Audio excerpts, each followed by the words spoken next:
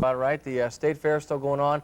Wraps up this weekend, and that means racing. The harness racing wrapped up a few days ago. The quarter horses were here on Thursday. An exciting week. Boy, the weather has been rough, but still pretty good turnout at the State Fair and some exciting action, as always, out there. Unfortunately, I didn't get to go out and partake myself. I was not able to make it out to the track for any of the horse racing, but we did have a world record set back on Saturday, and a world record tied as well. And like we were saying just a minute ago before we came on the air here, it seems to happen every single year, right? Yeah, it does. I mean, that's why they call it the world's fastest track, I guess. It is exciting. They, all different kind of classes of the harness races, and good turnout as always. The handle was pretty good. Fans wagered a lot of money, and that's what makes it exciting too, I guess. But, now the animals now move aside, and the metal moves in. The racing guys, that is auto racing guys, come in for this weekend. Always big draws too. We're going to hear from Bob Sargent in just a second. Yeah, the midgets and the USAC, the Silver Crown. Yeah, the Silver Crown and the midgets were already held today. A couple of people going after some serious records there. We talked to a guy by the name of Tony Stewart, who is one of the drivers who's trying to win. It's kind of a, for those of you who don't know racing very well, it's almost like a triple crown in terms of racing 3 different types of vehicles and being in the points leader in each one of them. Really a top-notch type guy. If you want to see the results by those races, by the way, check my show out at 6 o'clock today. During the news, we'll have the results for you. Yeah, and of course, we're working on our high school football show, going out to a lot of schools here in Central Illinois. We'll have that next Thursday right here on News Channel 20 at 6:30 to 7 o'clock. Set your VCRs if you're going to be practicing, guys, or moms and dads, players, coaches, everybody.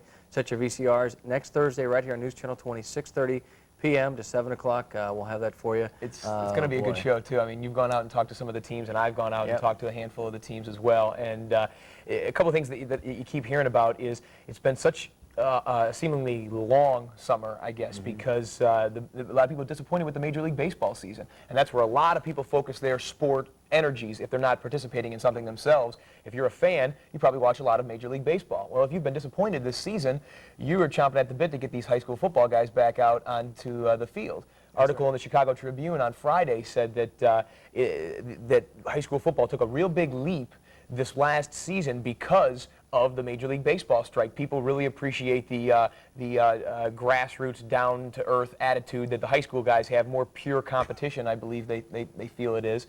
And here we go with another season. And some of the guys are going to have some interesting comments. So check out that show on Thursday. Yeah, and I think that, I think people are definitely looking forward to the college football season as always. But maybe they're looking forward to the NFL season more than ever because of baseball, too. We can ask Dennis Worth, who's going to be with us in a few minutes. He's the head coach of the Springfield Thunder. We'll get his thoughts on Major League Baseball and talk about his team winning the Cabo World Series as well. But let's talk about that racing now. Coming up at the State Fair tomorrow, big day as well. It certainly is. We got a chance to talk to Mr. Sargent, the promoter of a lot of those races from Macon Speedway. And he came on in. We talked to him for a little while. We're going to play that interview for you. He talks about the different types of racing, what you can expect to see if you're a novice fan or if you're an avid racing fan. And for those NASCAR fans, obviously we've been talking about NASCAR quite a bit. Seems to be quite a few NASCAR fans around here. On Sunday, tomorrow, there is something that's basically about as close as you can get to the NASCAR racing. And Mr. Sargent talks about that. Here's that interview. Once again at the State Fair, how does it feel? Well, it feels good. We run small tracks all year long, and this is like a good August, end of the summer. Everyone looks forward to the mile races here at the Illinois State Fairgrounds, so it's going to be a good weekend. Now let's describe. With us this week, Dennis Worth, former Major League Baseball player, now the head coach of the Springfield Thunder baseball team. They won the Cabo World Series last weekend. Dennis, first of all, congratulations. Tell us about how you won the World Series. Well, it's a little different twist than Springfield is used to, but it's called CABA, Continental Amateur Baseball Association. And basically what we did is we qualified by winning the state of Illinois, and unlike some of the other baseball programs that are across the country, we are able to just go right to a World Series. They have the regional and the World Series all in one site. And there are like 3 pools of 8 teams, so you're guaranteed 7 games right off the bat. We finished our pool at 7-0. We were the #1 seed in the second bracket, so we came out and played a 4th place team, and you just go right on through the bracketing. It's double elimination once you get into the championship round. We played California on Friday, beat them, beat the host team, the Waukesha Firebirds. Then we came back and California came right back out of the loser bracket, had to play them again on Saturday at 4 o'clock, beat them, and then kind of let our skirt down a little bit on Saturday night, got beat by the Cedar Rapids Powertrain. And then we had to come back Sunday at 1 o'clock, and we beat them 2-1. And we've got, I think, the highlight of the last play of the championship game. What was that feeling like for you and the players to win the whole thing? Well, it was a great feeling for me as a coach, but most of all, it was outstanding for the kids.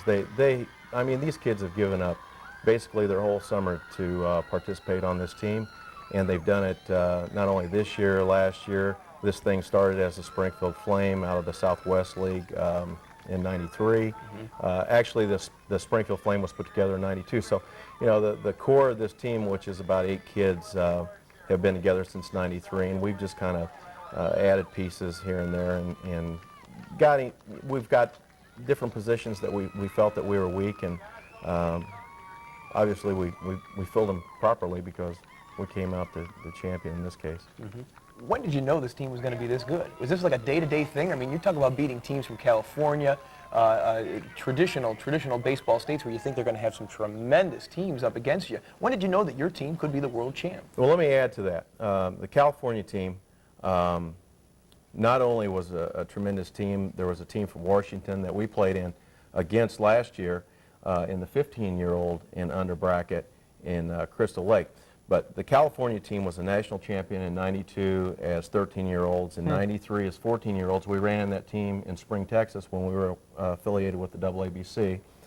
In '94 last year, we were the only team to beat them in that World Series, and they went on and they were the national champions at the 15-year-old bracket. So this was the juggernaut that you guys are facing this year that you had to beat. I mean, well, we beat them once last yeah. year, and then we had to turn right around after Okay. playing Washington at 11:30. We got done, and we had to play Japan at 10 o'clock the next morning, which wasn't set up right. But you know, that's all behind us. But anyway, in the 4 years that this Southern California Dodgers team has participated in the World Series, they've been beat 3 times, and we've beat them all 3 times. Wow.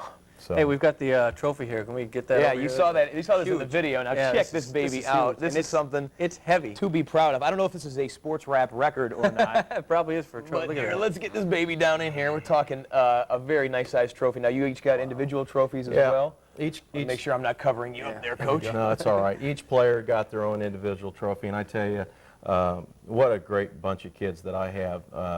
Not only good ball players, they come from good families. You know most of them. Yeah, they're from the area. Springfield, Chatham. They're all local kids, obviously. Yeah, Familiar names. for the most part. We've got a couple from Petersburg, 1 from Beardstown, 5 from Chatham, 2 from Springfield proper. We even went to Bloomington. But that's how you piece together a championship team. It's no different than the Sultans. They're from all over the country, too. And that's kind of, we're doing it as a very young bunch of young boys, but on a big-time scale. And we've got one of Yeah, he wears a couple hats. He's not only a coach, but he's an interior decorator as well. Sports Check Wrap out the, gets a little jerseys. facelift today, if you noticed. Springfield. I wanted to nice. ask you, why so many different types of jerseys? They're beautiful. I mean, I love them. Great quality. You can see I love the button down, the old pinstripe Good color. quality. Why so many different ones? Well, I got to give a plug to one of my players' mother and father, which is Jay Crawford. They have a business in Chatham, and they have donated all this. Now, we buy the materials, but they donate all the labor that takes to do that. The reason for all the jerseys, we go to Atlanta, Cincinnati, Nashville. Basically, the kids love all the different types of jerseys, okay, number one. And this is an accumulative thing that over the last 2 years. But the reason why we can play 2 games every day and we don't have to do wash until the 3rd day, or possibly even the 2nd day. Not a bad idea. We've got 4 pair of pants, we've got the 5 jersey tops, and we can actually play back-to-back and just like wear this one the first game, this one the second game, and keep the same pair of pants What's the on. lucky one or the luckiest? Can you pick one out? I can't even remember now from the video which one you guys Well, were. Was it that one you were I wearing? tell you what, we've beat California 3 times, and 2 of the 3 times we wore this one. Okay.